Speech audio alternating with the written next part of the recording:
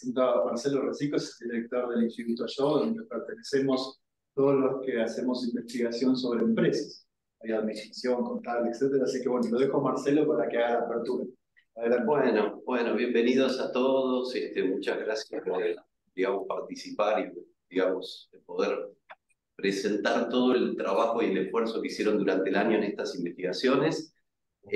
Como dice Jorge, bueno, el Instituto Yo es uno de los centros de investigación de la facultad, es el más nuevito, empezó este año. Tenemos el orgullo de tener el nombre Enrique Yo, el destacado empresario argentino, de gran participación, fundador de ACDE, fue tesorero de la UCA en sus inicios, fundador de la UCA, y también tuvo una destacada, digamos, trayectoria en empresas privadas en la Argentina y, bueno, también está en proceso de canonización, ¿no? Bueno, más bien de beatificación para la canonización. Así que, bueno, tenemos el orgullo de llevar ese nombre y un poco, aparte de las actividades de investigación del centro que se están armando, se están desarrollando, bueno, el decano me ha pedido que el instituto tiene también, por resolución del Consejo Directivo, tratar de ser un ámbito donde recoger, agrupar, coordinar, fomentar las investigaciones en administración, en contabilidad, y bueno, yo soy economista, podríamos agregar economía empresarial o economía de la empresa, ¿no? Todas las áreas que se vinculan al tema del empresario. Así que bueno, muchísimo gusto de dar lugar a ese ámbito para la exposición de todo el trabajo de todos ustedes y están invitados de aquí en adelante, obviamente, a arrimar ideas, propuestas, proyectos y también poder compartir otras investigaciones, interactuar con gente de otras áreas como administración y economía empresarial. Así que bueno, están todos invitados de aquí en adelante para ese tipo de actividades. Bueno, los dejo de nuevo con Jorge, que va a introducir ya más específicamente a los expositores, ¿no? Muy bien, Gracias muchas a gracias, todos. Marcelo. Bueno, vamos entonces a comenzar con la primera exposición de la investigación en competencias digitales, que lo hicimos en conjunto, es un trabajo conjunto entre las distintas sedes de la UCA y también interdisciplinario entre distintas facultades, ¿no? Está aprobado directamente por el Vicerrectorado de Investigación y es un proyecto que va a seguir hasta marzo de 2024. Así que bueno, le presento a quien encabeza el proyecto, el doctor Francisco Casielo desde Rosario, que lo tienen al fondo de la pantalla y que va a comenzar contándonos un poco de qué se trata este proyecto conjunto entre sedes, donde también está Alejandra Marín desde Mendoza, está Montserrat Barreto de Buenos Aires aquí abajo, así que podemos, nos encontramos todos los lunes en forma virtual y trabajamos durante más de un año todos los lunes como para trabajar. Así que bueno, adelante Francisco. Bueno, muchas gracias. Felicitaciones por la iniciativa de llevar adelante esta jornada y gracias por la invitación a presentar algunas ideas, algunos resultados del proyecto. Este proyecto en realidad surge como, yo diría, como un sueño de la doctora Zamora. Ustedes recuerdan que ella siempre bregó por esta idea de unir los esfuerzos de investigación, especialmente entre las distintas sedes. Ya hace algunos años, mientras me tocó la responsabilidad de ser decano de la Facultad de Ingeniería en Rosario, habíamos organizado una reunión de investigadores de todas las sedes. Fue una reunión muy linda, no sé si alguno de ustedes tuvo oportunidad de participar, se hizo en Rosario, justamente con la idea similar a lo que estamos haciendo ahora, ¿no es cierto? Un poco más grande porque comprendía distintas disciplinas, de compartir qué estábamos trabajando cada uno y cómo podíamos trabajar entre las distintas sedes en pos de un objetivo común.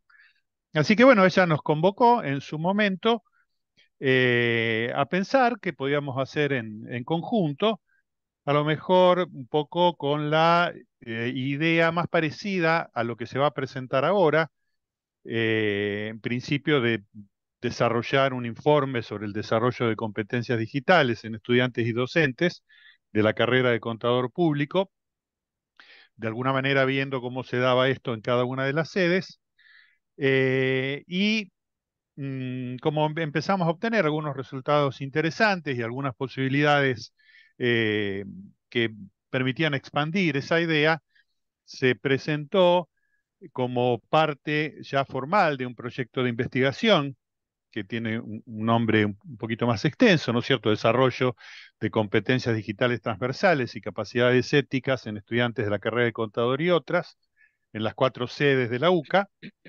Y ese proyecto, bueno, fue aprobado por el Vicerrectorado de Investigación, digamos, con las debidas evaluaciones externas, digamos, con los mecanismos formales de evaluación de proyectos del Vicerrectorado. Y entonces empezamos a trabajar. De hecho, ya habíamos empezado anteriormente y con fortuna, yo diría, porque el haber empezado anteriormente nos permitió meternos muy rápidamente en el proyecto y también tener la posibilidad de tener una información de estudiantes durante los años 2020 y 2021, que fueron la época de pandemia. Entonces, como los datos referidos a estudiantes, los datos referidos a docentes se recabaron después, tenemos también una muestra de qué es lo que ocurrió con las competencias digitales en esa transición, incluyendo algunos alumnos que habiendo ingresado en el año 2020, solo pudieron trabajar prácticamente en sistema de educación a distancia.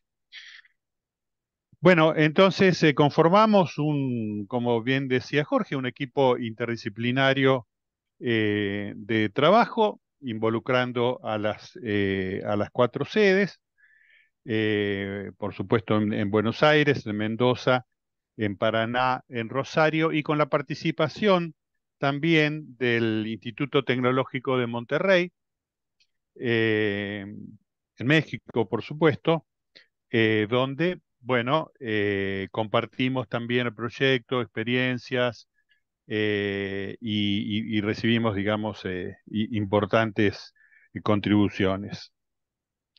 Mm, el proyecto involucra entonces, digamos, tanto competencias digitales como una primera aproximación a lo que llamamos capacidades éticas en el ejercicio de la profesión. Ahí nos ayudó también mucho Alicia Pérez Costas, que vi que estaba ahí recién en la audiencia. Nos hicimos todos fan acá en mi familia de la serie Severance, que nos recomendó digamos, tener un poquito una visión crítica de lo que es el concepto de compliance, así que le agradecemos porque su contribución, digamos, se expande a nivel ya personal y familiar. En términos generales, aparte, digamos, de este carácter de 4 sedes, las personas involucradas, no los voy a nombrar a todos porque el grupo es muy numeroso, pero sí puedo, digamos, especificar que trabajamos con gente de psicología, en lo que hace, por ejemplo, al diseño y la interpretación de encuestas, a la diferencia entre la percepción y la evaluación que involucran las encuestas, cómo trabajar con eso, por supuesto con gente de educación en términos generales, con gente especialista en educación en contabilidad, como es el caso acá de Jorge y de Alejandra, y en gestión de la educación contable, eh, con la participación de Pablo, por supuesto, en todo lo que tiene que ver con tecnologías de la educación a distancia, con aspectos de ética en la educación, como decía también con la ayuda de Alicia, con aspectos de epistemología y metodología de la investigación, eh, con la participación en este caso de Lorena Fernández Fastuca, con alguna experiencia personal en investigación interdisciplinaria, en esta cuestión de coordinar grupos de trabajos interdisciplinarios y alguna experiencia también personal en una visión sistémica y en cuestiones relacionadas con Big Data y minado de datos en ese contexto.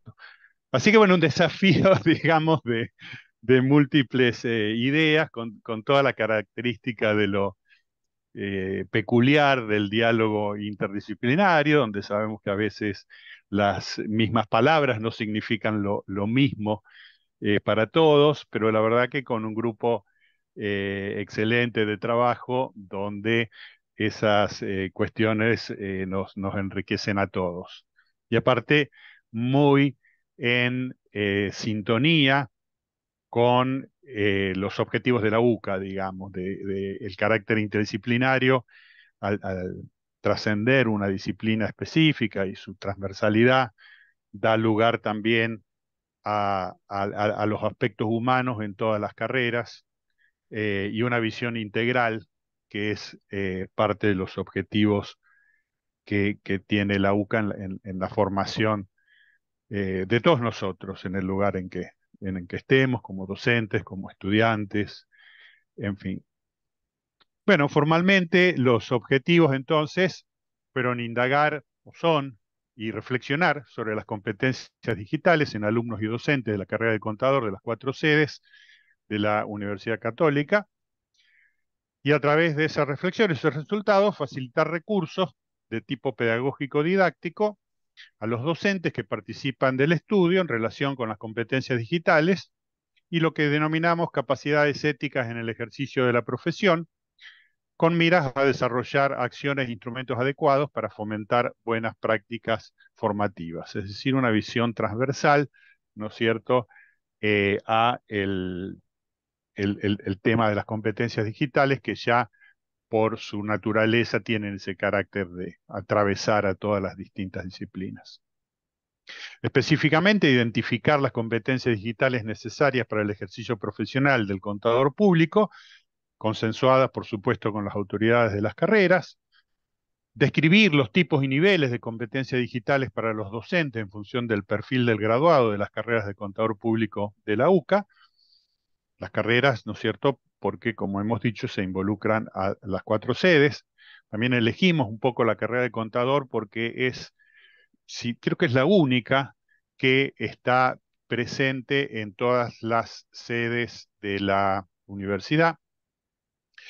Analizar la situación general respecto de los niveles de competencias digitales adquiridas y desarrolladas durante el transcurso de la carrera y generar instrumentos que puedan tomarse como referencia en otras carreras para realizar estudios e informes que puedan servir en el proceso de mejora continua. De hecho, digamos, en algún momento al presentar la idea de este proyecto, surgió por parte de algunos decanos de las otras carreras el interés en decir, bueno, a mí también me gustaría saber eso de mis carreras y por eso fue extendido entonces a otras carreras. Estamos trabajando en eso.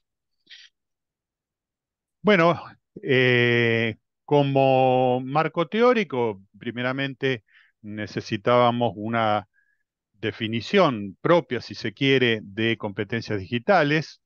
Al examinar la bibliografía hay múltiples definiciones que se utilizan, pero nos importaba tener una, poder adoptar una o modificar para representar, digamos, el carisma propio de la Universidad Católica.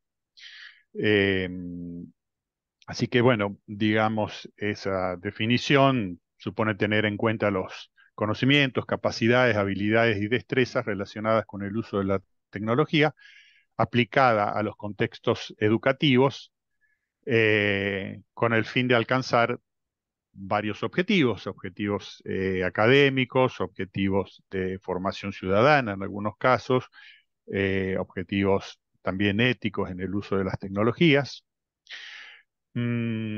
Como referencia general se tomó el marco europeo de competencias digitales, el DISCOM 2.1, que nos lo sugirió Alejandra, que ha venido, digamos, estando cerca de estas cuestiones.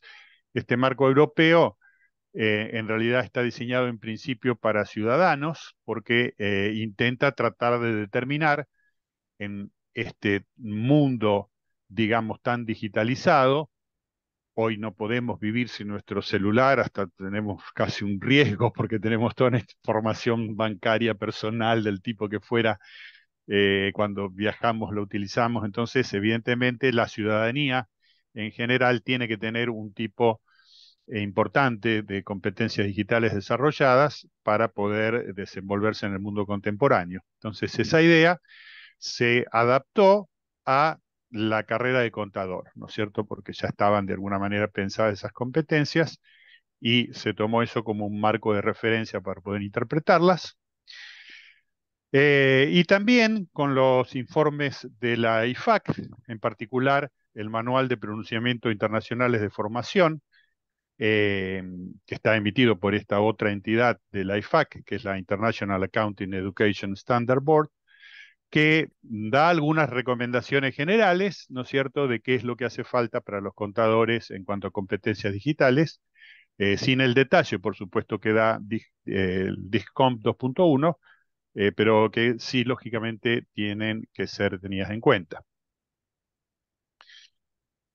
Bueno, entonces se utilizó un método mixto, ¿no es cierto? Es decir, integrando algunos aspectos cualitativos y algunos aspectos cualitativos también para llevar adelante la investigación. Se utilizó un diseño no experimental, ¿no es cierto? Transversal y descriptivo. Lo que se midió fue la percepción de las competencias digitales separadas en principio en 8 categorías, con 9 aspectos por categoría, lo que básicamente comprendía una evaluación de más de 70 aspectos referidos al desarrollo de competencias digitales, eso para alumnos, y en el caso de docentes se redujo un poco la cantidad de categorías porque se involucraron también algunos otros aspectos de los cuales vamos a mencionar brevemente, digamos, en la encuesta en la que se recopilaron datos. Se utilizaron grupos focales para obtener información, digamos, algunos alumnos, tal vez algunos de los alumnos presentes en este momento colaboraron también en ese rol, digamos, antes de llevar la encuesta directamente a los alumnos, lo mismo que a los docentes, se conformaron estos grupos focales y se aplicó la encuesta, se buscó realimentación, se modificó, ¿no es cierto?, para estar seguro de que se podía trabajar adecuadamente. Por supuesto, antes de la encuesta se realizó una rúbrica como un paso intermedio entre el marco teórico y específicamente el, eh, el survey, digamos, la encuesta que se realizó. Bien, entonces, bueno, no sé, Jorge, si tú sigues a partir de aquí Alejandra, ¿estás o conectada? Alejandra. Bueno, Ahí está. ahí estamos. Siguiendo con la idea de lo que acaba de decir Francisco, nosotros utilizamos el modelo justamente del DISCOM, este marco de competencias digitales. Este marco de competencias digitales toma la competencia digital como un conjunto de conocimientos, habilidades, actitudes y estrategias que se requieren en el mundo actual para el uso de medios digitales, la tecnología y las tecnologías de información y comunicación. Esto, vuelvo a ratificar lo que dijo recién Francisco, esto es una encuesta a la ciudadanía. Lo ratifico porque hoy, el primer marco del DISCOM salió en el año 2013 y hoy estamos en el año 2020. 2023, es decir, que ha tenido durante estos 10 años este marco de la Unión Europea, distintos upgrades y modificaciones. Hoy ya anda por una versión 2.2 que es superior a la que nosotros trabajamos, que es la versión 2.1, es decir, que es un marco muy dinámico. Y también quiero decir que nosotros seguimos en el marco de la aplicación ciudadana. ¿Por qué? Porque hoy hay otros marcos de la Unión Europea, de encuestas de competencias digitales, que están directamente relacionados con la docencia, directamente relacionados con estudiantes. Pero nosotros seguimos en el marco de las competencias ciudadanas. Este marco, nosotros seleccionamos este marco que identifica 21 competencias claves dentro de 5 áreas específicas. Y estas áreas son, desde las más, digamos así, desde las más sencillas a la más compleja. La primera es la búsqueda y gestión de información y datos, que es que tiene relación con la primera pregunta que nosotros hicimos a los estudiantes sobre cómo gestionaban los datos. La siguiente área, que es la de comunicación y colaboración, tiene que ver ya no con lo que nosotros hacemos con los datos y la información, sino cómo nos comunicamos con terceros, cómo compartimos, cómo participamos o cómo colaboramos con terceros en relación a esa información y a esos datos. En ese orden, la pregunta que hicimos es la número 2, cómo comparten nuestros estudiantes los datos. La tercera área, que está relacionada en esta encuesta es la creación de los contenidos digitales. La creación de contenidos digitales tiene que ver con el desarrollo de contenidos, con la integración de contenidos, con el conocimiento de los derechos de autor y las licencias de propiedad intelectual.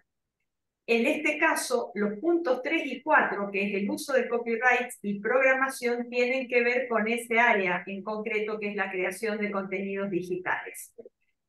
La siguiente área de interés es la de seguridad, y en la seguridad nosotros introdujimos dos preguntas, básicamente, que tienen que ver con la protección de los dispositivos y tienen que ver con la protección de los datos. Y la última área que involucra el documento es relativa a la resolución de problemas, que tiene que ver con con problemas técnicos involucrados en la tecnología, identificación de necesidades y respuestas tecnológicas, y uso también creativo de la tecnología digital. Nosotros acá solamente tomamos el tema o consultamos a los estudiantes sobre el tema de respuesta tecnológica. Vuelvo a decir en relación al chat anterior que esta selección de siete preguntas se hizo pensando en cuáles eran las competencias que necesitaban nuestros estudiantes, que estaban más relacionadas a su futura labor profesional. Eso lo pensamos y luego lo trabajamos con los grupos focales. Ahora sí, la siguiente. Nosotros obtuvimos una serie de datos, los manejamos, operamos sobre ellos y produjimos una serie de información que nos puso, cuando tuvimos que trasladar esta encuesta a la labor docente, a los docentes, teníamos ya otra conciencia y otro sentido de la necesidad de la búsqueda de información que necesitábamos. Es así que desarrollamos explotamos un poco la encuesta anterior en el área de docentes, utilizando siempre las mismas 5 áreas que nombré recién, pero involucrando en cada una de esas 5 áreas más preguntas, más cantidad de preguntas. Más cantidad de preguntas elegidas, en este caso, seleccionadas. El feriado va a pasar un día más. Seleccionadas en relación a la labor docente, y en esto Marcela Sisto tuvo una participación muy importante en la selección de este compendio de preguntas. Las mismas se refieren justamente a qué recursos digitales seleccionan los docentes, si saben almacenar y recuperar información, cómo se comunican mediante tecnologías digitales, cuáles son sus prácticas en relación a las etiquetas y a los conocimientos de convenciones digitales, si han desarrollado ambientes digitales o contenidos digitales, qué conocimientos tienen respecto de los derechos de autor y el uso de las licencias, si tienen conocimiento, que esto es un aporte nuevo del documento sobre la sustentabilidad del entorno, si pueden resolver e identificar problemas técnicos y si pueden desarrollar estrategias de mejora. Esto fue lo que se le consultó básicamente a los docentes en relación a sus propias competencias digitales, en el entendimiento de que el docente que tiene desarrolladas sus competencias digitales puede de alguna manera ser más eficiente en la transmisión y el desarrollo de competencias digitales en sus estudiantes. Básicamente el esquema de la encuesta tuvo el siguiente formato. Siempre en todas las encuestas hay un apartado de aceptación de participación voluntaria. Esto en ningún momento estamos procurando una obligatoriedad en la respuesta. Aparte de las preguntas propias de los documentos del DIFCOM, en este caso, nosotros también hemos hecho preguntas que tienen que ver con datos demográficos y contextuales. En el caso de los docentes, preguntamos en qué facultad trabaja, en qué sede, qué edad tiene, cuál es su sexo, cuál es la cátedra donde se desempeña, cuántos años tiene en el ejercicio docente, en qué nivel dicta o ha dictado cursos o clases, qué categoría de docente tiene, cómo adquirió sus competencias digitales, cuáles estrategias pedagógicas aplica y si posee formación pedagógica o tecnológica. Esos son algunos aspectos que preguntamos. Como si esto fuera poco, hubo también una intención de introducir, que fue una cosa muy rica y que después nos trajo mayores oportunidades, una pregunta de cuál era la sinergia o la interconexión que había entre las cátedras. Esto será después tema de otra ponencia.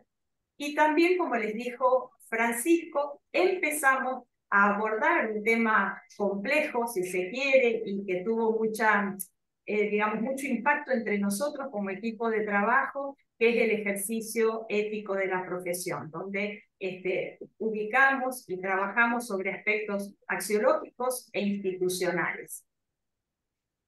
Todas estas preguntas, salvo los datos demográficos, contextuales, todas las que se refieren al trabajo que hicimos con las preguntas de la encuesta de la Unión Europea, tuvieron 5 niveles de posibilidad de respuesta, ¿no? Desde el más elemental hasta el nivel elemental, el medio, el intermedio, el avanzado y el especialista. Es decir, que también nos encontramos con un panorama rico en cuanto a los conocimientos y al grado de, no solamente en relación a la competencia, sino al grado de desarrollo de la competencia. Bueno, seguimos con las próximas exposiciones. Perfecto, bueno, gracias Alejandra. Ahora vamos a mostrar algunas de las respuestas, en realidad el cruce de datos específicamente de algunos datos demográficos, no todos, y del cuestionario de competencias, algunas de alumnos, algunas docentes, para que vean más o menos los datos ahí más destacados o más relevantes. Y como bien dijo Alejandra, estas otras preguntas, que es la de la encuesta y da para varios artículos, bueno, las vamos a estar ocupando en otras ponencias más adelante. Como les decía, acá podemos ver en el cuestionario de alumnos, típicamente, un cruce de datos entre el año de cursada, como para poder valorar justamente esto que decía Francisco, de tener la posibilidad de tener alumnos que respondieron con un plan de estudio antes de la pandemia, otros un plan de estudio posterior a la pandemia. Entonces, de los diferentes años de estudio, incluso con graduados de contador público que terminaron mucho antes, por ahí, o que terminaron mucho antes, y se pueden encontrar diferencias, bueno, se destacan estas dos, pero en la gestión de datos y en la protección de dispositivos, lo que tiene sentido porque son cuestiones y competencias digitales que han cambiado muchísimo. Sin embargo, hay otras competencias, como el uso de copyright o compartir datos, etcétera, que sigue siendo muy similar en cualquier tipo de año o plan de estudio de cursada. Esto después sirve también para poder mejorar el plan de estudio, para poner talleres, capacitaciones, etcétera, ¿no? Por supuesto.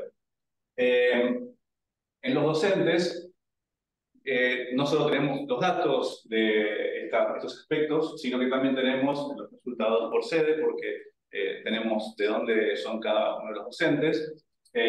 Y eso es muy interesante para un primer dato, donde podemos ver a primera vista que por sede los docentes no tienen gran diferencia en la percepción de competencias, porque ven todas las variables más o menos se mueven al mismo tiempo.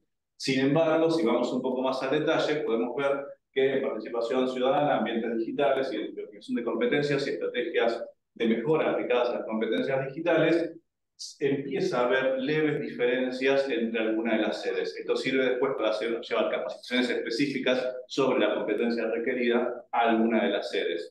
Esto después además se puede desagregar por cada una de las competencias, de las 20, por sede y por puntaje evaluativo de cada uno de los docentes. Se puede seguir desagregando, digamos, y acá se podría examinar todavía más cómo se evaluaron ellos mismos, cómo se autoevaluaron por sede y por competencia. No vamos a detenernos ahí. Acá hay dos que tienen también una riqueza interesante que tiene que ver con las estrategias utilizadas. O sea, el docente en la encuesta pone cuántas estrategias utiliza, estrategias como, no sé, aula invertida, exposición oral, expositiva, digo, gamificación, no sé, distintas estrategias que podía poner, y los docentes que pusieron menos estrategias utilizadas destacan en en todas en realidad las competencias una percepción menor de adopción de esas competencias digitales. Y en todos los casos, cuando usan más estrategias, inmediatamente es proporcional el uso de competencias digitales. Cuando en una y otra respuesta no había relación, sino que respondían por un lado cuántas estrategias usaban y por otro respondían encuestas. Pasa lo mismo con las competencias digitales y la formación.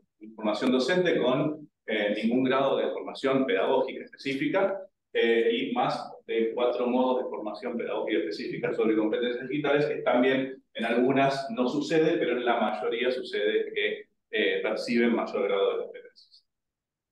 Este es más complicado, pero también como para destacar unos, también cruzamos con los datos de titulación. Si el docente tiene un pregrado, un grado, o si tiene un doctorado o un postdoctorado, entonces también hay grados de percepción interesantes, la mayoría están mezclados, lo que nos da un primer indicador de que la titulación no tiene tanto que ver con la adopción, la titulación digo de grado o doctorado no tiene tanto que ver con la adopción de competencias digitales, pero sí en algunas específicas como redes sociales, como almacenamiento o como identificación de competencias, sí hay un gradiente entre lo que es mayor adopción contra más estudios y menor adopción contra menos estudios, caso inverso que pasa justamente con redes sociales, donde por ahí también tiene que ver un tema de edad, ¿no? Seguramente hace que contra menos edad más percepción, por lo menos, de competencias digitales. Por último, usamos muchos datos, pero estos por ahí son los más fáciles y rápidos de mostrar.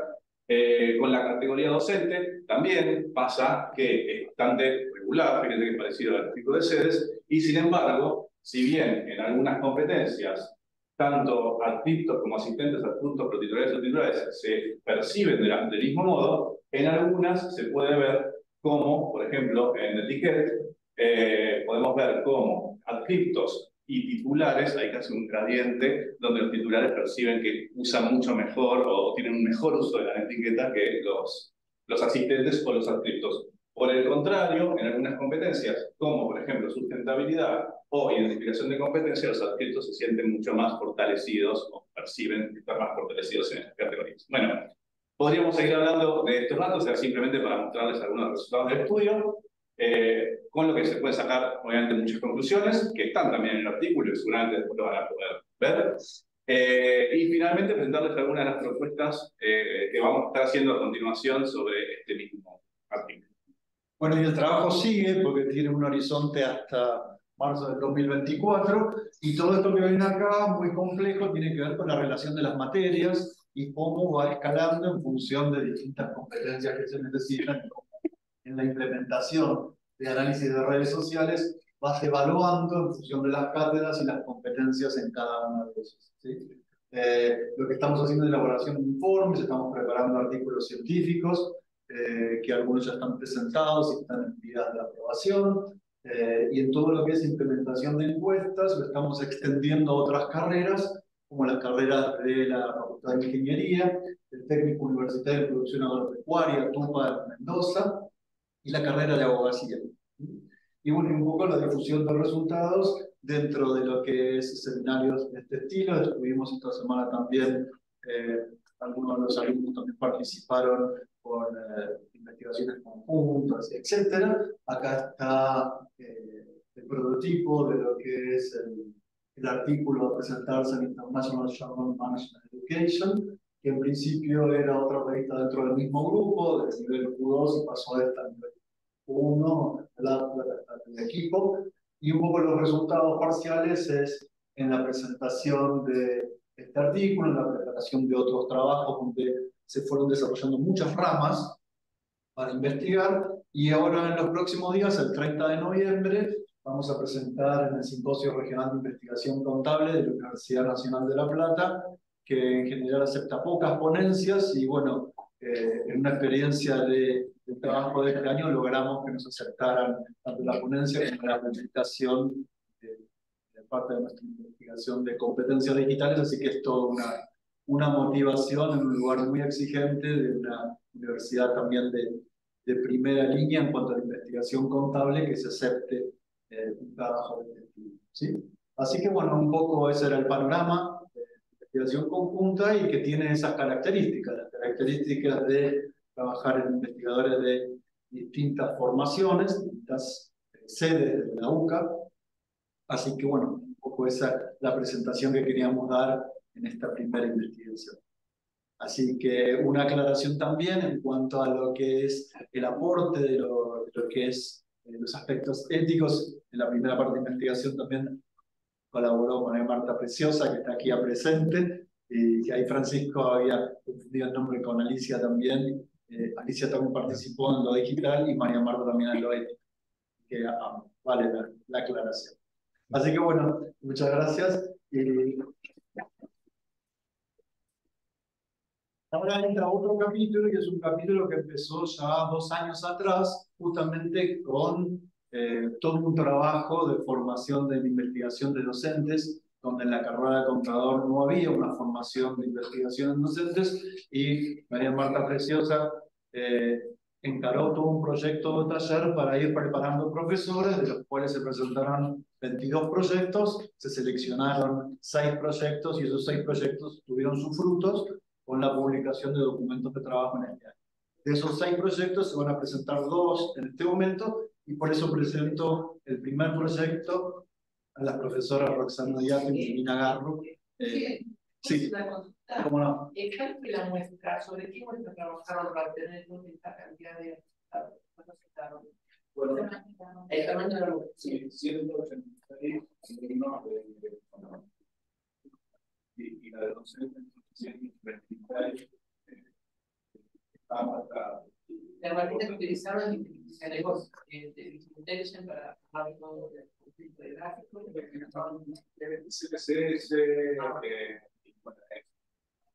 En eso está ahí. Después está usando Francisco análisis de redes sociales de un software más complejo, SNL. Que bueno, ahí no sé si Francisco, si me escuchás, si querés dar una mini especificación sobre lo que está haciendo en redes sociales.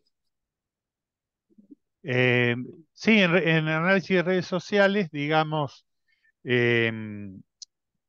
estamos utilizando algunas metodologías que lo que hacen es interpretar cuál es la relación entre las asignaturas y después, en definitiva, se minan esos datos para sacar algunas medidas características de las redes, como índice de centralidad, se detectan comunidades, se detectan responsables de comunidades, eh, y bueno, es una cuestión que estamos trabajando ahora, que nos parece muy interesante, sobre todo porque no hay tantas aplicaciones en el campo de la educación y creemos que tiene grandes posibilidades este tipo de mirada un poquito distinta, tal vez no tan clásica. Vamos a abrir al final un espacio a preguntas por quien quiera participar, porque las profesoras tomaron su tiempo para venir de sus trabajos, hacen su presentación y tienen que volverse, entonces tienen tiempo limitado. Entonces, hacemos la presentación de los proyectos y después al final quien quiera hacer más consultas con todo gusto. Adelante. Gracias.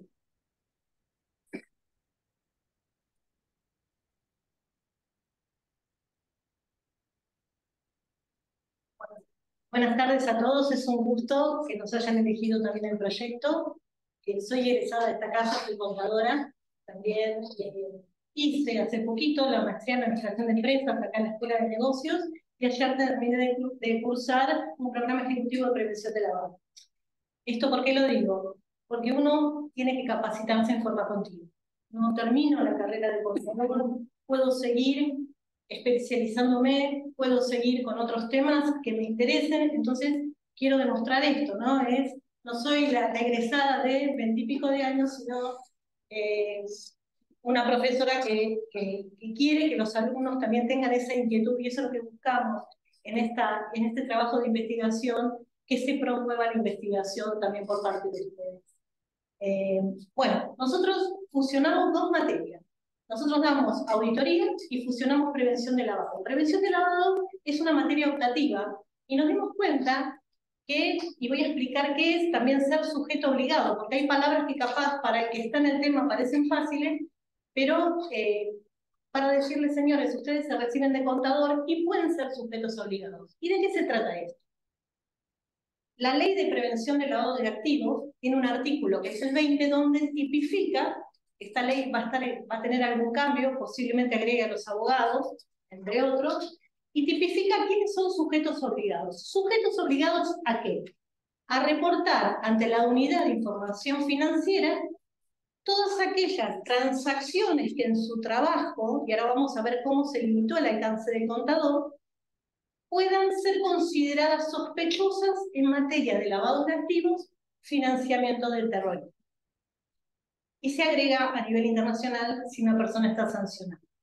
Entonces, ¿cuál es la responsabilidad? Nosotros lo que vimos es qué procedimiento tiene que aplicar el contador considerado sujeto obligado en su trabajo de auditoría.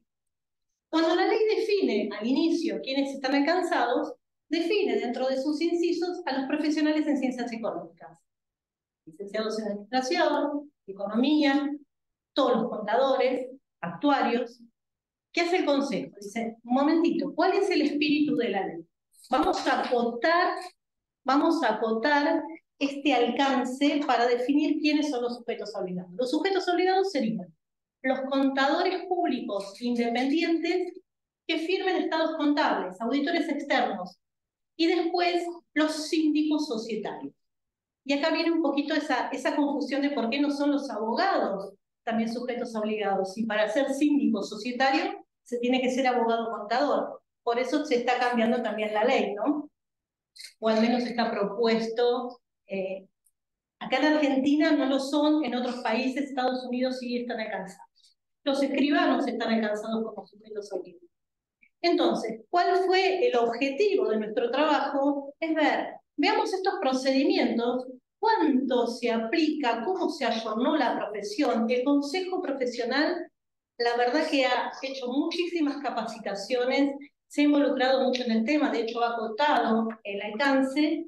Entonces lo que quisimos hacer es, por medio de encuestas, las alumnas que estuvieron trabajando con nosotros, Marina después va a mencionar, y el tipo de preguntas que se hicieron es cuánto conocimiento hay del tema, cómo se aplican estos procedimientos. Y lo que hicimos es, ¿Por qué elegimos este tema? Hoy el tema tiene un contexto no solo en Argentina, sino a nivel internacional. Ustedes capaz escucharon la palabra Gafi, que es el Grupo de Acción Financiera Internacional, que va a venir en marzo del 2024 a evaluar la efectividad de cómo aplica el país para los distintos sujetos obligados, no solo los contadores, toda la que sería la normativa más la efectividad, que no es que tenga un manual de procedimientos teórico, sino si eso se aplica en forma coherente. Entonces, ese Grupo de Acción Financiera Internacional lo que hace es dictar recomendaciones. Argentina forma parte y es integrante del GAFI junto con otros países. Pertenecer tiene privilegios en cuanto a si el país puede estar en lista gris cumple parcialmente, una lista negra, hay países que lo cumplen, hay paraísos fiscales. Los contadores públicos, vamos a enfocarnos en aquellos contadores públicos que son sujetos obligados y reitero que serían contadores públicos independientes firmantes de estados contables o cívicos. En mi caso particular, soy contadora pública, no sujeto obligada, pero sí trabajo en un sujeto obligado, que es una aseguradora, y estoy en el área de prevención de lavado. Con lo cual, de una u otra forma, el que trabaja en bancos, este tema, como contador, como analista de riesgos, es transversal. Más allá que tiene una responsabilidad el contador público a reportar, porque hay sanciones, hay una serie de procedimientos comunes que tienen que aplicar todos los sujetos obligados, que es la política conozca a su cliente. Yo tengo que conocer cuál es la actividad de mi cliente, qué hace mi cliente, así como hacemos procedimientos de auditoría, nosotros tenemos que ampliar ese análisis a lo que se refiere a prevención de lavado. ¿Qué otro tema vimos? Que a veces hay desconocimiento o un conocimiento reducido. Escuchamos, sí, me preguntó el banco si era PEP. Entonces, hay temas que no están tan claros y por eso también quisimos ver la suficiencia de normas, el conocimiento. Entonces, nuestro objetivo en la investigación es identificar cuál es el rol del auditor externo como sujeto obligado. Sujeto obligado es a cumplir procedimientos que pide la Unidad de Información Financiera y a reportar operaciones que considere sospechosas. Es lo que está aquí. Pasa así. ¿Qué hicimos? Tratamos que las alumnas que nos acompañaran hicieran entrevistas. Estas entrevistas tenían preguntas, podríamos decir como cerradas, pero con respuesta abierta. No es sí o no. La persona podía opinar lo que consideraba.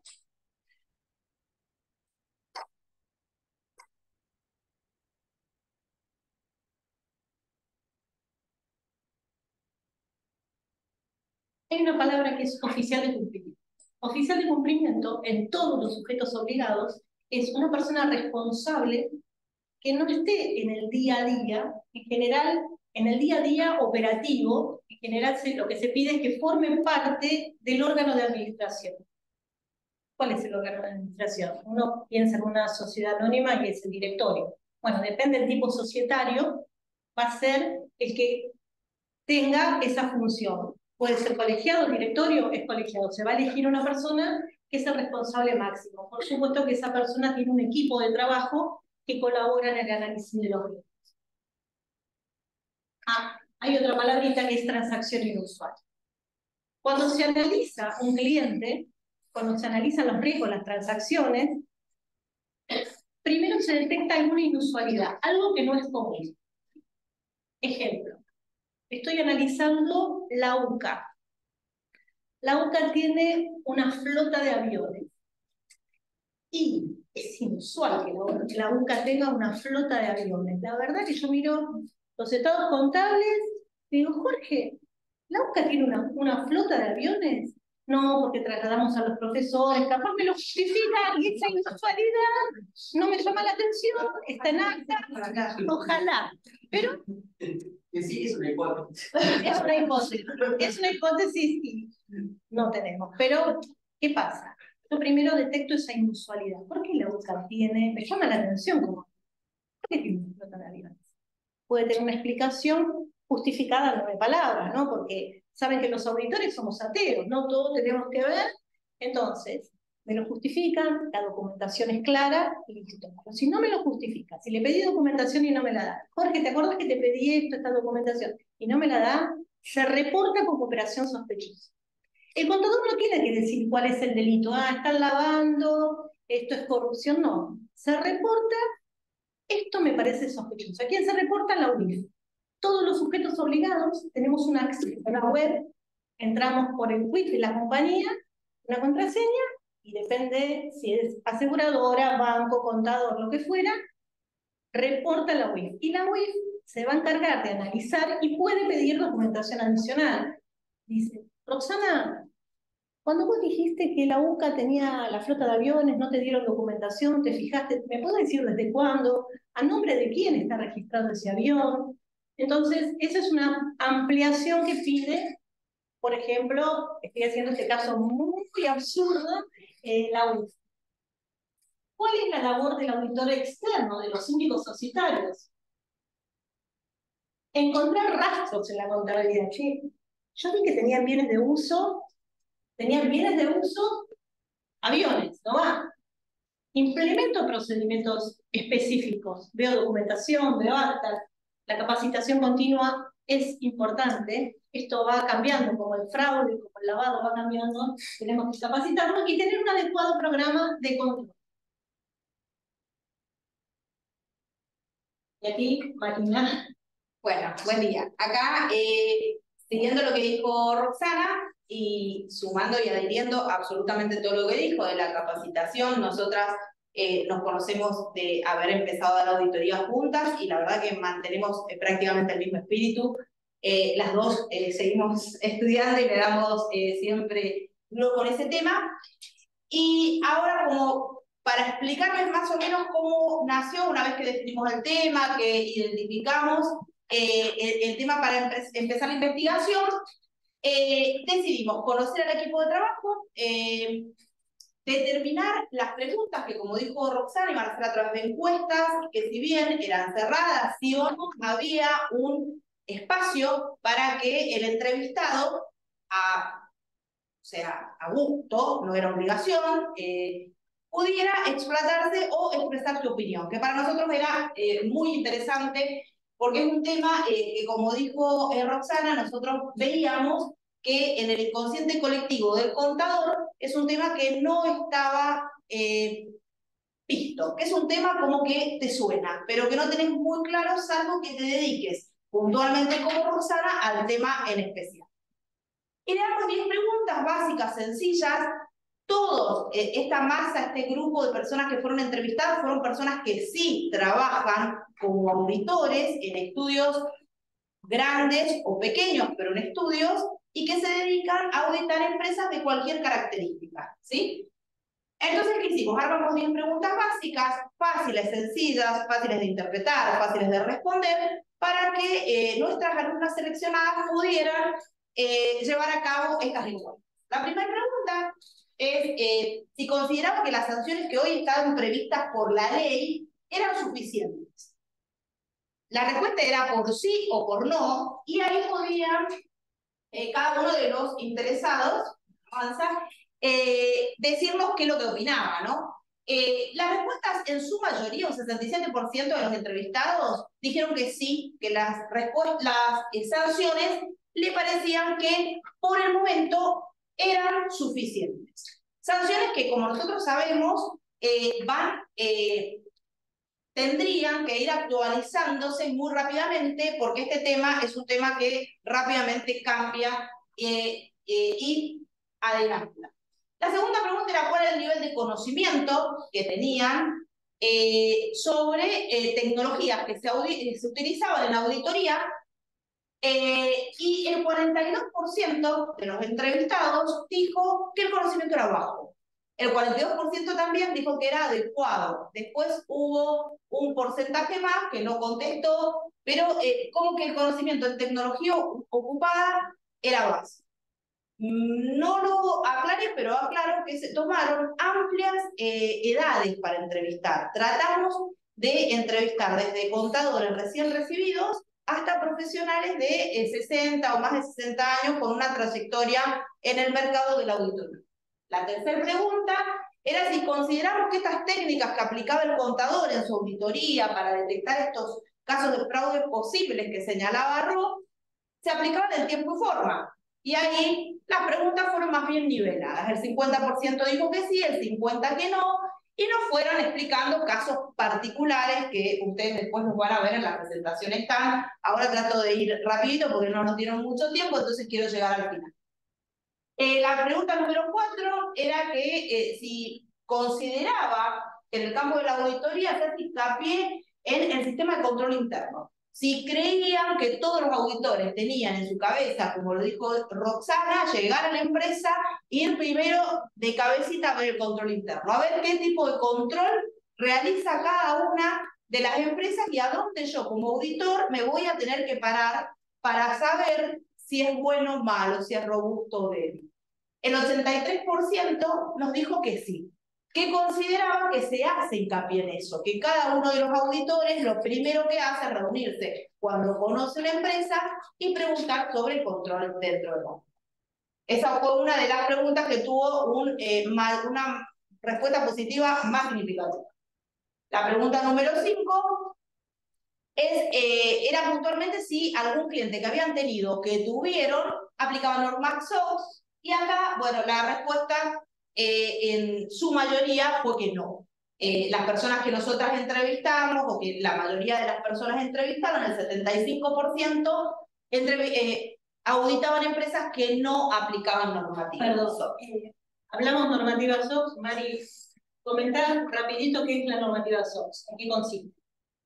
La normativa SOX, no sé si todos lo conocen, pero por lo que nosotros pudimos investigar en cada una de las empresas, acá generalmente hay pocas empresas que utilizan la normativa que se utiliza en Estados Unidos, sino que utilizan empresas locales, porque la mayoría de las personas que nosotros incluimos dentro de este grupo de personas entrevistadas o encuestadas, tenían a su cargo la mayoría pymes y muy pocas empresas multinacionales. Pero SOX, ¿cómo surgió en Estados Unidos? Surgió... ¿Bien? Si querés, la normativa SOX surgió con un fraude muy importante del RAPS. Sí, muy importante del RAPS, donde tienen que aplicar determinados procedimientos y tienen que dejar evidencia de lo que hacen. Es como que a veces se firmaban balances financieros, no se aplicaban procedimientos y pruebas sustantivas suficientes. Entonces surgió como una buena práctica, en general lo aplican las grandes empresas. Bueno, seguimos rápidamente la pregunta, porque son 10 preguntas y nos queda todavía la conclusión. De acuerdo al riesgo que representa su cliente, lo que consultamos puntualmente es si cada contador, auditor le dedica el tiempo suficiente para conocer al cliente. Rolo mencionó, él conozca a su cliente, que todo el mundo o la mayoría de las personas, por más que no sean contadores o auditores, lo conocen por los bancos, por el sistema bancario, ¿sí?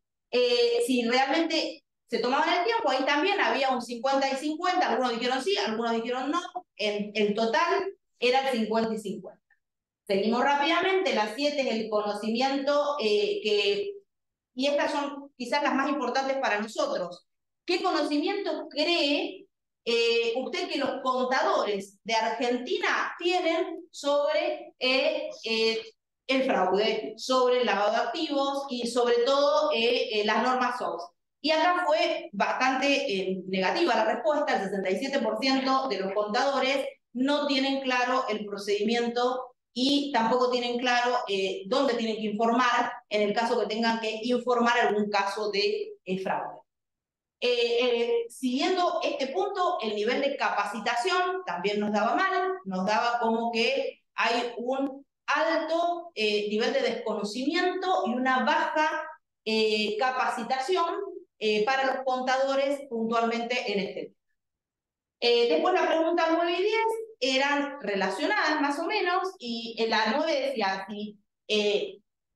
si usted detecta esta operación inusual que Roxana nos explicaba, ¿qué hace primero? Y el 50% dijo hablando de gente que trabaja en una empresa de auditoría, dijo, me doy vuelta y le aviso a mi jefe, lo comparto con mi jefe, y el 50% nos dijo, le aviso al cliente. Llamo al dueño de la empresa, al gerente general, al CEO, y le presento la situación. Había un 50 y 50 ahí en esa pregunta. Y después la número 10 es si habían tenido un ejemplo, el 60% casi nos dijo que sí habían tenido ejemplos y nos contaron experiencias de vida. Bueno, conclusiones un poco de lo que dijimos antes. Tiene un impacto cada vez más importante en la problemática de lavado a nivel país y a nivel internacional, con todo lo que implica. El delito de lavado de activos y financiamiento de terrorismo evoluciona, se perfecciona, de ahí que nos tenemos que capacitar. Fraude, el delito va migrando. Y el profesional de ciencias económicas en nuestro país tiene una a ver, si bien es difícil cuando uno pide documentación al cliente, tenemos una ventaja como contadores, porque estamos viendo los estados contables. Entonces tenemos acceso a esa información financiera, contable, patrimonial. Por eso, creo que ahí va. Entonces, si bien es mucha la responsabilidad, tenemos un acceso y nos favorece porque justamente estamos auditando los estados contables. Estamos y pedimos esa información. Y esto es lo que dije antes, todos los contadores tienen que tener procedimientos claros, una normativa, procedimientos, políticas que estén enfocadas a detectar posibles casos de lavado de activos. Tratamos de resumir lo que no podíamos. Bueno, ahora lo puedo avanzar. Lo que quedaba, no sé si vos lo podrías avanzar, es solamente mencionar las colaboraciones, las dos chicas que estuvieron con nosotros, Guadalupe, y avanzar también en la próxima. Y Julieta, que no pudieron estar presentes, entonces por lo menos trajimos la opinión de ellas y se las dejamos. Bueno, muchísimas gracias.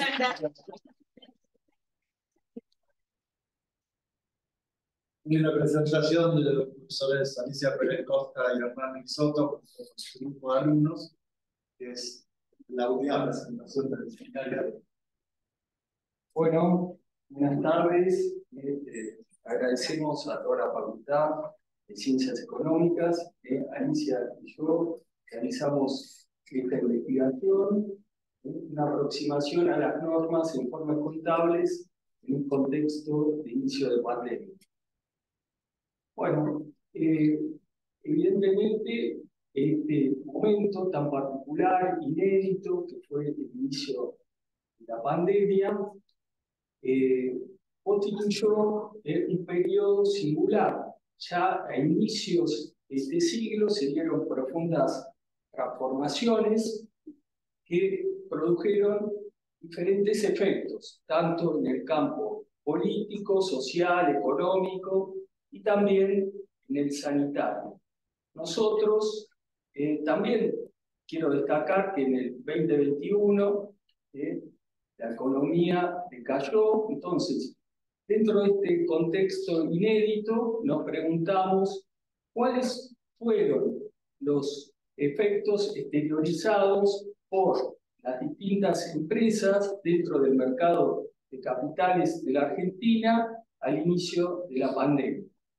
Para esa pregunta tuvimos como objetivo el de indagar respecto de los efectos patrimoniales, económicos, financieros y aquellos vinculados con elementos de componente socioambiental.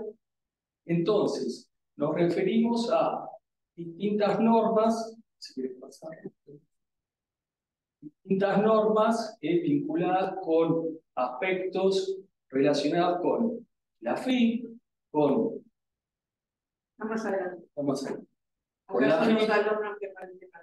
la FIP, con la Superintendencia de Seguros de la Nación, con la Comisión Nacional de Valores, y también con estos son los alumnos participantes, después vamos a ver la metodología. La Federación Argentina de Consejos Profesionales emitió una guía respecto de las normas que se aplicaron al inicio de la pandemia. Me voy a referir también a las memorias que preceden a los estados contables, según el artículo 66 de la ley 19.550, también se pusieron diferentes variaciones correspondientes a activos y pasivos, también los resultados extraordinarios, los ajustes de los resultados de ejercicios anteriores, los motivos por los cuales se distribuyeron dividendos, constituyeron reservas, las perspectivas para ejercicios futuros, y más adelante también tenemos como, un poquito más adelante, fíjense, también nosotros hicimos alusión a diferentes pronunciamientos vinculados con el humanismo cristiano. En 2021, el Papa Francisco hizo alusión a una economía a medida del hombre para dar respuesta a la pandemia, también a la protección del medio ambiente. Ya en el 2015 nos hablaba en la Laudatio Si de una protección de la casa común, en la búsqueda de un desarrollo sostenible e integral. Hice alusión también en el 2014, un congreso que estuvo vinculado con los contadores, un congreso que se desarrolló en Roma y hablaba de las distintas dimensiones correspondientes a las finanzas y la economía. También rescatamos la figura de Enrique Yo en el año 59, desarrolló la misión del dirigente de empresas, también algunos atributos vinculados con la honradez, con una persona responsable y activa. Fíjense, son todos elementos que consideramos en tiempos de pandemia que son necesarios para su desarrollo. También, en cuanto a la metodología, volvemos un poquito para atrás. Nosotros realizamos una investigación exploratoria, descriptiva, en un tiempo que fue inédito, que es el de la pandemia. En cuanto a la metodología, nosotros podemos distinguir dos fases, una vinculada con la recopilación de datos y otra con el análisis de los mismos. También se indagó sobre 48 empresas que cotizan en el mercado de capitales de la Argentina. Participaron 39 alumnos correspondientes a la carrera de contador público, que corresponden a su vez a materias como presupuestos y control, finanzas corporativas, ahí están las materias, contabilidad para la toma de decisiones y contabilidad de combinaciones de negocios. Bueno, ahora le cedo la palabra a Alicia, quien nos va a destacar los resultados y después vamos a realizar las conclusiones finales. Hola a todos. Acá algunos de los alumnos, que algunos de ellos están acá, que participaron. La forma en que hicimos que participen fue a través de Eva, voy para adelante así vemos los gráficos. Fue a través de Eva, abrí una base de datos y les pedimos a los alumnos que suban balances de distintas empresas que cotizan en bolsa. Y además abrí un Excel online para que no se repitieran las empresas. Entonces de esa manera los chicos podían acceder al Excel a ver cuáles empresas ya estaban elegidas para no volver a ponerlas. Entonces, en general, los alumnos que participaron lo hicieron todos con empresas distintas y estuvo muy bueno. Entonces, les pedimos que suban los balances y una conclusión con respecto a qué efectos había tenido dentro de los balances de las empresas la pandemia. Y eso obviamente lo tenían que sacar de la memoria. Y después, bueno, yo tomé toda esa información que subieron los alumnos y me puse a analizar absolutamente todo. Dentro de las memorias, una de las cosas principales es que todas las empresas relataron las adecuaciones que tuvieron que hacer por la normativa, por el tema del ASPO y después cuando volvieron a trabajar, que tuvieron que adecuar oficinas y todo. Eso no afecta al balance, pero sí todas lo mencionaban dentro de la memoria. Acá están las empresas canalizadas por actividad. Nosotros en general, muchas fueron del sistema financiero bancario, energético hay unas cuantas, y vemos Esas son las principales variaciones, los rubros afectados, me fui demasiado. Bueno, ahí. Bueno, esto sí está bien, los créditos. ¿Qué pasó con los créditos? En general, las empresas se aumentaron bastante el rubro de créditos, ¿pero por qué? Porque por el gobierno estaba prohibida la ejecución de los morosos. Entonces, en general, en todas las empresas, la mayoría de las empresas se incrementó el rubro créditos. No en todas, en la que más afectó, fíjense, en la que más afectó, en verde, sector energético. ¿Por qué sector energético no incrementó mucho? Porque la mayoría de las empresas estaban cerradas. Entonces, después vamos a ver cómo esto se relaciona con la baja de resultados operativos, que fue muy importante en el sector energético. En el sector de créditos de otros sectores, que están los alimenticios, más o menos algunas se incrementaron, pero como vimos todos quedamos en casa de cocinar. Entonces el sector alimenticio en general no cambió mucho el tema de su balance en sí. Y del sector financiero sí aumentó mucho el tema de crédito, justamente por la imposibilidad de ejecutar los morosos. Entonces ahí fue donde más, miren, importante, el verde. Cómo se incrementó en el sector financiero la parte de créditos. Las deudas. La mayoría se incrementó un montón. Sobre todo en el sistema financiero se incrementaron muchísimo las operaciones de pase con el gobierno nacional. Entonces, todo el gobierno nacional ayudó mucho en forma de deudas a toda la mayoría de las empresas. Miren, sector energético, sector financiero. Esta fue el que menos, en otros sectores están los alimenticios. En el sector, bueno, ahora lo vamos a ver con el tema de los resultados. En el sector energético se incrementó mucho también y bajaron mucho los resultados porque, uno, porque las empresas estaban cerradas y otro, por el congelamiento de tarifas. Se aumentaban costos y no subieron las tarifas. Entonces también tuvo, acá en los resultados ordinarios, miren, el azul es lo que disminuyó. Miren la cantidad de empresas, cómo se ve que disminuyeron los resultados operativos. Y como les digo, miren el sector energético, impresionante. Lo que bajaron los resultados operativos. Por esas dos condiciones. Una, porque estaban la mayoría de las empresas cerradas. Y segundo lugar, por el congelamiento de tarifas. En el sector financiero bajaron, pero no tanto. Y en el sector, el que menos bajó, bueno, 45, más o menos como el financiero. En otro, y allí pusimos todas el resto. Y el flujo de fondos, obviamente, va en concordancia con el tema de los resultados operativos, obviamente, ¿no? Entonces, el que más bajó, el flujo de fondos, o sea, la caja del sector energético bajó muchísimo, pero en general en todas bajó el flujo de caja, por la baja de los resultados. Estos son los...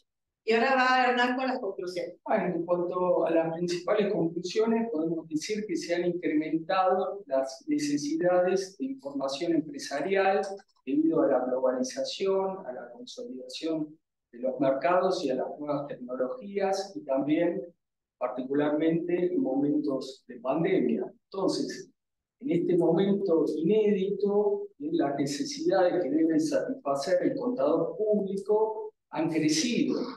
Entonces, no solamente la contabilidad está asociada a su componente patrimonial, que era el clásico, sino que existen aquellos vinculados con lo administrativo, lo económico, y también hay otro componente fundamental que es el socioambiental, que se da a partir del inicio de este siglo. Entonces, en muchas memorias se hizo alusión a este componente socioambiental. Entonces, lo que digo es que cada vez las necesidades son múltiples y el contador debe afrontar esas necesidades. Por eso decimos que la contabilidad está en una constante evolución. Bueno, quiero hacer alusión a las palabras del Papa Francisco en el 2014, el cual nos dice que la economía, las finanzas son dimensiones de la actividad humana y también son oportunidades de encuentro y cooperación. Bueno, con esto damos por concluido. Bueno, muchas gracias.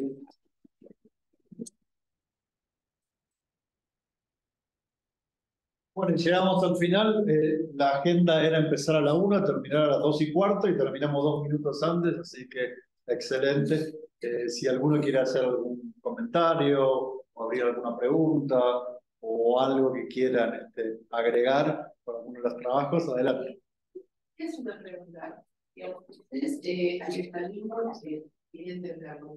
Que hicieron entregar material de balance y ustedes después buscaron la información en función de balance sobre los mismos caminos, había que presentaban datos para que ustedes procesaran los datos. Subían los balances y les pedimos que hicieran un pequeño informe que sacaran de la memoria sobre cómo había afectado la pandemia, quién hacía la memoria de cómo afectaba la pandemia en el balance. Y el trabajo en qué índice asignal se ilustra todos los balances que ellos analizaron para subir ese tipo de por categorías, cuáles son los principales efectos, tanto de patrimonial, económico, financiero y socioambiental. Entonces, a partir de esa categorización, obtuvimos estos resultados. Eso ustedes no tienen que cargar todos estos datos Claro, en realidad se analizaron todos los bienes de uso, pero bienes de uso no lo pusimos porque no había habido cambios significativos, ¿no? Digamos, ciertas hipótesis, ¿no? Que después la contrastamos con la realidad a partir de los datos. Eso también se analizan los principales resultados y se utilizan a partir de todos los datos que se reservaron. Esta es una investigación que se desarrolló primero en agosto de 2022 con recursos de la noche del operador público, después finalizamos en junio de 2023. O sea, en realidad fue un año y también concluyeron distintas materias, finanzas corporativas, contabilidad para la comunicación, contabilidad para la comunicación y presupuestos de control.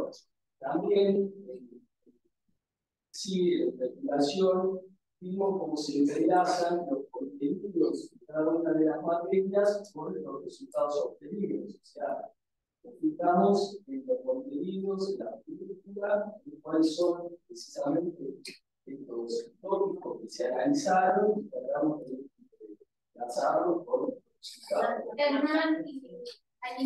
¿Cuál es el periodo de reporte Fue al inicio de la pandemia.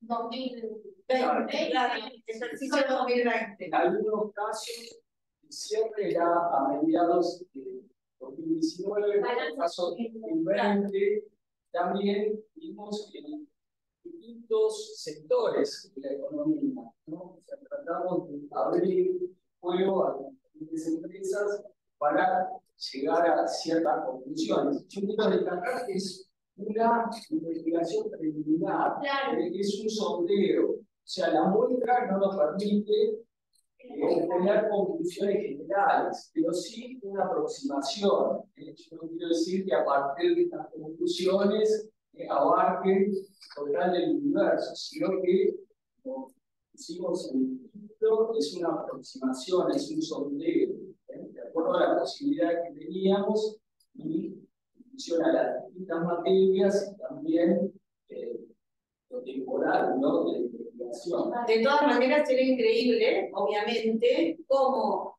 empresas de la misma actividad tenían los mismos resultados. Cuando empezamos a ver todas las bancarias, eran todas más o menos igual. Es decir, en posibilidad, incluso que no lo dije, no pueden distribuir dividendos durante esa época por disposición. Entonces, bueno, los resultados igual bajaban porque bajaron todo mucho los resultados ordinarios. Y mismo las energéticas, claro, las energéticas son las que más afectó por lo que dijimos, ¿no? Por la baja, por el cierre de todas las empresas que no pueden trabajar y por la toda poner relevancia en el tema de las tarifas reguladas. Claro, ahí venía mi pregunta, porque vos decís comparo y si me salta un balance que bajó, directamente está mirando el anterior también para ver si como... Claro, no, pero incluso en la memoria decía específicamente por ahí los comparativos, y en la memoria también decía afectó tal rubro, o sea, estuvimos leyendo la memoria como para ver.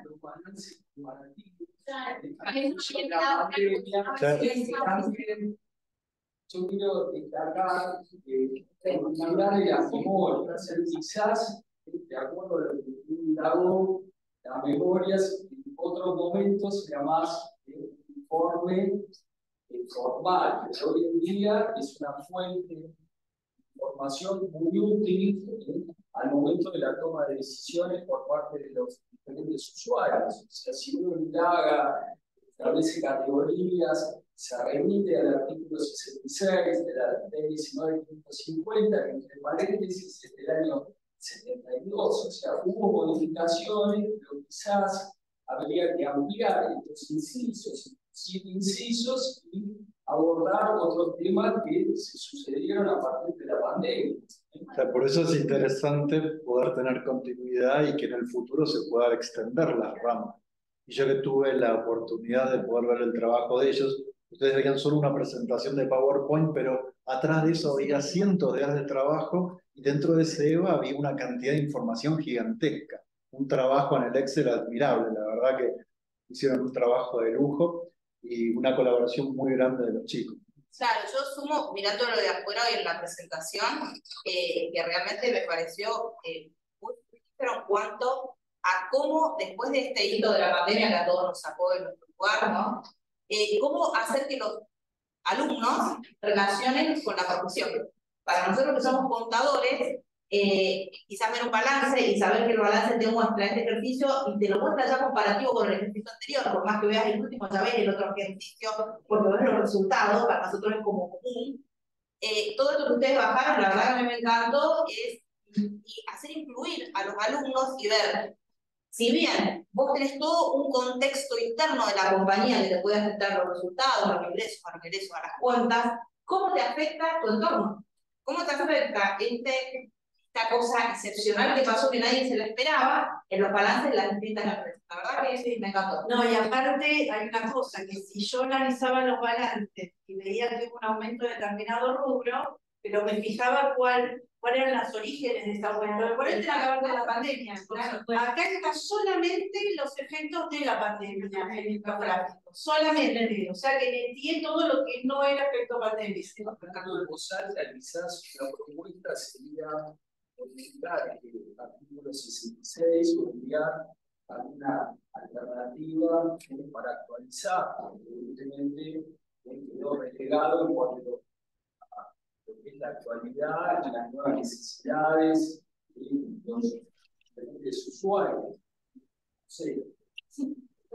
En la muestra se incluyeron empresas de Comisión Nacional de Valores y otras. No, todas relativas a la Comisión Nacional de Valores. Esas tienen mayor información en la O sea, aquí están los alumnos que decimos algo. Bueno, yo creo que cuando nos tocó la investigación, no sabía leer un balance. Entonces, la economía que trabaja de esto hace un montón de tiempo y hice varios con ellas porque yo estaba viviendo en Europa y estoy acá contador también. Y me fue explicando cómo era comparar el 2019 con el 2020, en qué tenía que prestar atención, porque nunca me había puesto la propuesta de tener que leer, que tenía que observar, y es todo muy bueno, creo yo. Sí, la verdad que aprendí un montón de cosas, y fue difícil igual encontrar balances que tuvieran los 2 años comparativos. Por ahí teníamos que buscar a una empresa de algún conocido y no tenía, pero la verdad que me resultó. Yo agarré mi papá trabaja en una empresa de seguridad, me pasó su balance y fue lo mismo, la primera vez que me sentaba a leerlo. Y estuvo bueno porque no eran solo números, yo me imaginaba que eran solo números, sino trae información de todo tipo, te lo redacta muy claro. Y nada, o sea, está bueno que con el paso del tiempo uno aprenda a interpretar los balances. realmente tiene un montón de información y que solo algunos pocos la pueden interpretar. Y ustedes estaban en el segundo año cuando lo hicieron. Claro, el primer semestre. Yo lo sentí como una aproximación más que nada a la labor de un contador en la realidad. Lo sentí muy útil en ese sentido. Porque además no es solo ver los números, como decir mañana, sino también interpretarlo. Y eso ahí está la diferencia. Eso la verdad que me resultó. Tengo otra pregunta para Sí.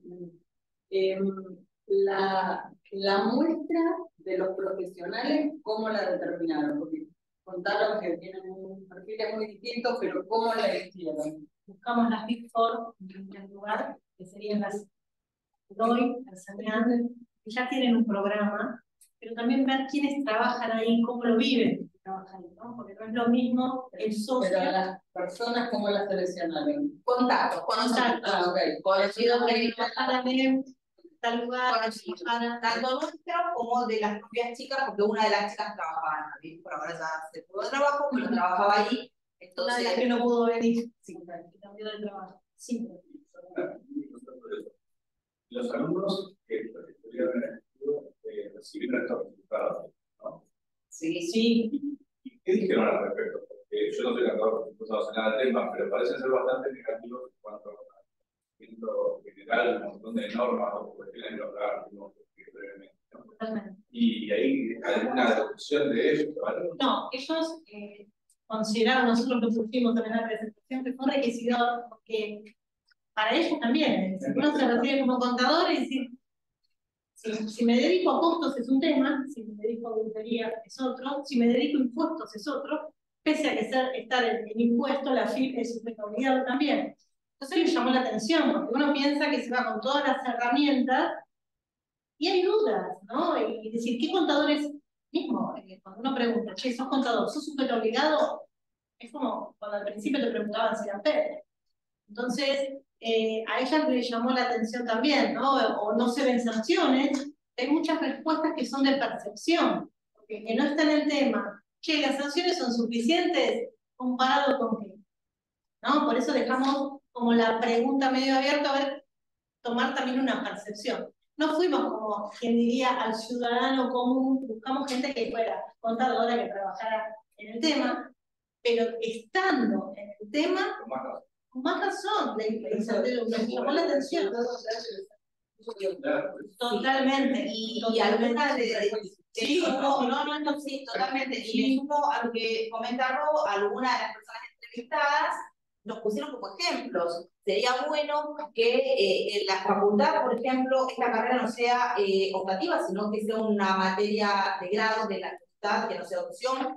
Que el consejo profesional quizás haga más visible este tipo de cosas, también fueron otros temas que nos pusieron como opciones, que si bien el consejo da charlas sobre el tema, hoy por hoy lo que nos parece a nosotros que no son lo tan visibles como el tema, según nuestro real entender, se lo merece, ¿sí? Entonces, bueno, por eso también como que tomamos este tema con Rob, que nos parecía que era un tema que, bueno, a ella le encanta y muchísimo, pero no, si uno no está en el lugar de ella, como que la toca de costado. Hay un tema que es importante, una pregunta que hicimos es, ¿qué harían si encuentran una inusualidad? Es el ejemplo que Jorge me preocupa, Jorge, pero a Jorge no le puedo decir que no voy a reportar, porque ese tema, claro, está prohibido por ley. Es decir, uno reporta y yo no salgo, che, reporté a Fariña, está prohibido por ley, es decir, hay una sanción específica, es secreto. Yo le puedo decir, es Jorge contable, más o menos como los auditores internos, y va levantando el punto y los muestra. Bueno.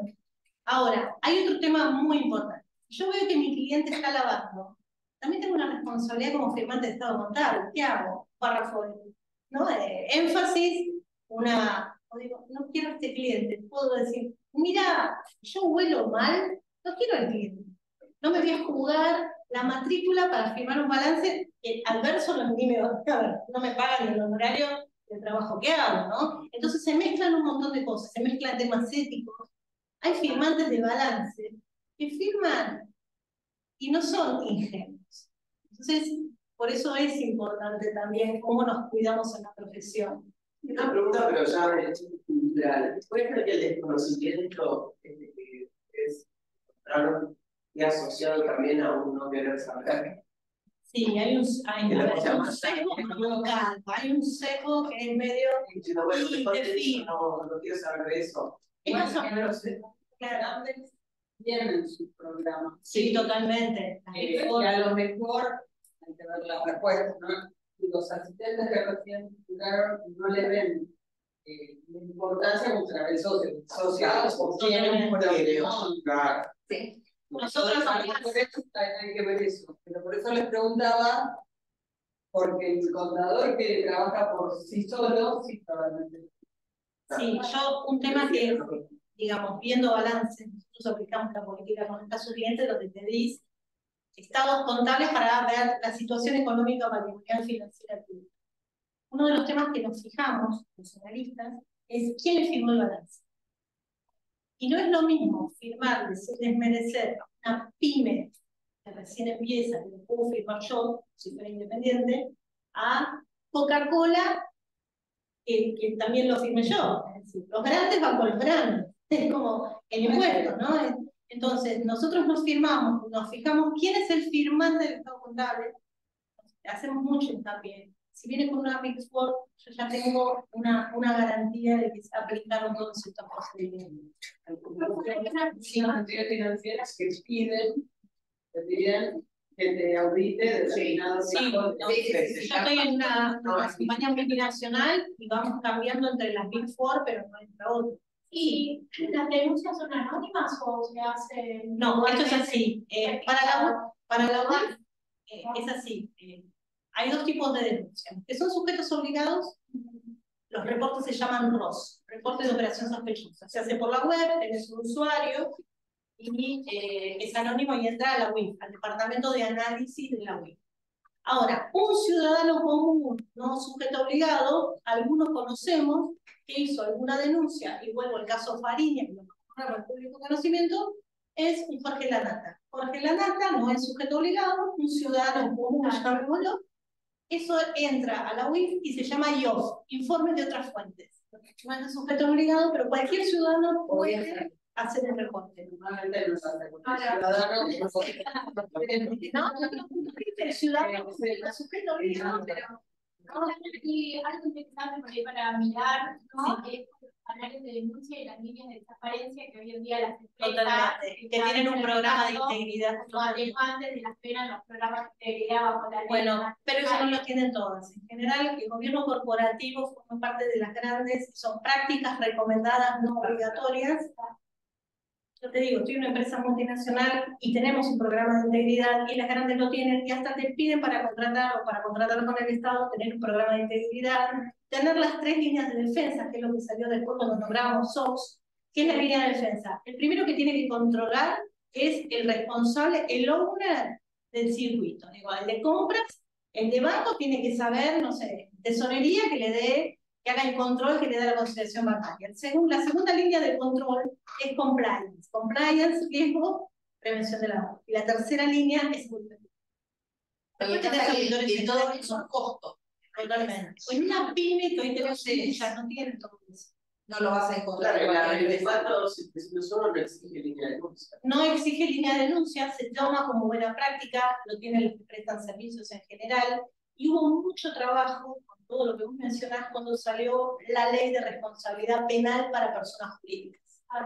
Cuando salió la ley, salió los programas atenuantes. Sí. A ver, hay temas que te piden, como el botón de arrepentimiento, hay temas legales, por eso hay mucho. Es buena práctica tener un canal de denuncia. Hoy no necesariamente un sexo, pero ahí detectas fraudes o otros temas. No apunta exactamente al lado. La semana que viene vamos a tener otra investigación que apunta a eso. Relevaron en la misma WIF, relevaron al Consejo Profesional y se dieron cuenta que hay un vacío gigantesco. Pero bueno, no quiero spoilear, ¿no? Totalmente. Pero todo es parte de lo mismo. Sí, tal cual, parte de lo mismo. Se complementa perfecto con lo que hicieron ustedes. Sí. Pero ahí es sacar los datos de la realidad. Totalmente. Me quedé con una pregunta para el grupo inicial, ¿no? Que no recibió tanto y tomé algún apunte. Porque se mostraron, me pareció que la investigación era muy rica, muy interesante, y se mostró, digamos, una selección, digamos, de datos, pero me hubiera gustado, no sé si tienen una especie de conclusiones preliminares, ¿no? No sé si las pueden comentar o eso está en producción y va a ser parte de la investigación posterior que va a ir a secciones específicas, ¿no? Y el segundo comentario es si aparte de ir ampliando las otras carreras, es una sugerencia posterior todavía, ¿no? También hacer algún intercambio con alguna otra universidad, ¿no? Quizás de tipo público para que sea diferente. Nosotros en el Departamento de Investigación, con la directora acá, Jan Mitchell, recibimos un pedido de información de parte de una investigación que hay, creo que entre San Andrés y La Plata, sobre alumnos de economía, ¿no? Y nos pedían a nosotros, a la UCA, entrar en ese, digamos, grupo para aportar datos, ¿no? Así que, bueno, veía todas unas conversaciones. Pero me pareció muy interesante la investigación y quizás ese es un horizonte, ¿no? Una pequeña sugerencia. Claro, muy fácil, claro, ampliarlo y compararlo con otras. Claro. Está muy bien. Eso con Austral tenemos la vida y se podría hacer, sí. No, ahora no sé si Francisco, que está ahí conectado, que líder de todo este proyecto, querrá hacer algún comentario, seguramente sí. Sí hay conclusiones en las distintas ramas que se están estudiando, en esta particularmente que estamos presentando, obviamente están más para el lado de las capacitaciones, que en realidad sirve más como un insumo de en dónde hay que realizar para tampoco estar estudiando todas las competencias militares complicadas y actitudes que tienen los docentes, en cuáles hay que focalizar, en cuáles hay que hacer hincapié. Lo mismo con los alumnos, con datos, similares a los que tienen ustedes. Bueno, acá esto evidentemente no lo estamos enseñando, tenemos que enseñarlo, y hay conclusiones de ese tipo, ¿no?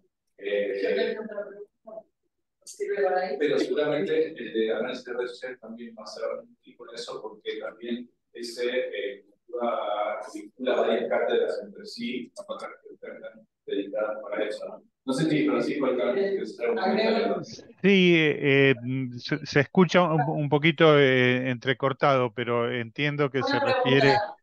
Francisco, en el perfil docente se incluyó, porque decían por edades, se incluyó también si son profesores de carrera o de qué carrera vienen, porque nosotros, como tenemos muchos profesores profesionales, son situaciones bastante distintas, como pueden ser.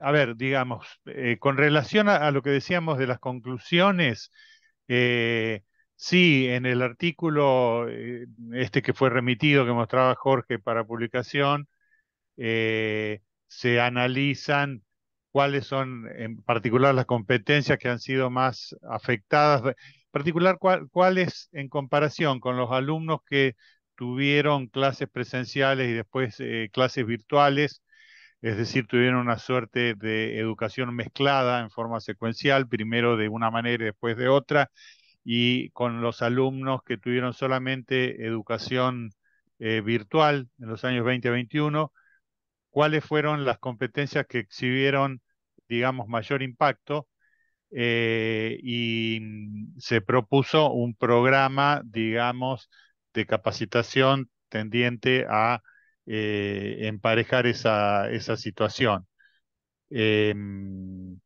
Y con relación a lo que decíamos recién, de tal vez trabajar con otras universidades, bueno, eso sí sería excelente. Esto es una cuestión de poder establecer un contacto. Tal vez eso es lo más complicado, poder establecer un contacto con personas que estén trabajando en un área afín para poder, digamos, compartir experiencias. Bueno, estamos por supuesto abiertos si alguien tiene el contacto para hacerlo, en buena hora. Y respecto, me preguntabas recién con relación a si habíamos considerado alguna otra cosa dentro de los distintos aspectos. No recuerdo la última parte de la pregunta. Sí, más que nada, si además de considerar la edad o hace cuánto que se recibieron, si había alguna relación con la profesión del docente, porque tenemos nosotros muchos docentes de carrera docente, pero muchos que no lo son.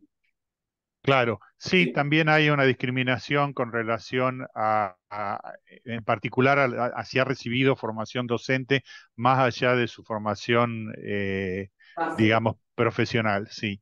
Lo mismo que, digamos, lo que vemos, sobre todo en Buenos Aires, creo que en Buenos Aires es el único caso, que hay aportes de docentes de distintas facultades, digamos, ciencias económicas, de sociales, incluso de bueno, de otras facultades, creo que de teología también Lo hay. vimos por materia. ¿Te acordás, Francisco, que lo hicimos con la malla del plan de estudios? Y según el Sí, tipo de materias, había profesores profesionales y profesores que venían y ejercían su profesión y además enseñaban. sí, Entonces sí, había mucha diferencia entre unos y otros, porque unos se dedicaban a la docencia y tenían un bagaje pedagógico, mientras que los demás a lo mejor eran especialistas en impuestos, en auditoría, y además enseñaban. Y ahí entonces se encontraban las brecha.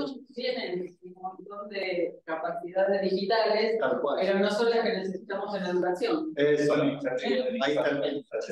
exactamente.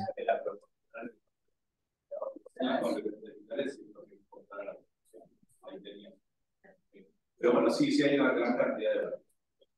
Esto es apenas una... Tienen para rato. Tenemos para ir Así que bueno, muchas gracias a todos por la participación. Así que bueno, nos encontramos, para los que les interesen, aquí hay expositores que van a venir el miércoles que viene a la 1, así que vinieron a escucharlos a ustedes. Si alguno puede, en forma presencial o virtual, con todo gusto los esperamos. Gracias a los chicos, gracias al resto de los investigadores por acompañarnos. Gracias a Adriana por la carrera y al equipo. Muchas gracias por el esfuerzo y por conectarnos, Francisco, Monse, Agustina está por ahí, Marcela, yo lo veo Manu también, Agustina que le toca la semana que viene. Así que bueno, gracias a todos y nos encontramos entonces el miércoles por aquí a la misma hora. Bueno, felicitaciones a todos, especialmente a los estudiantes.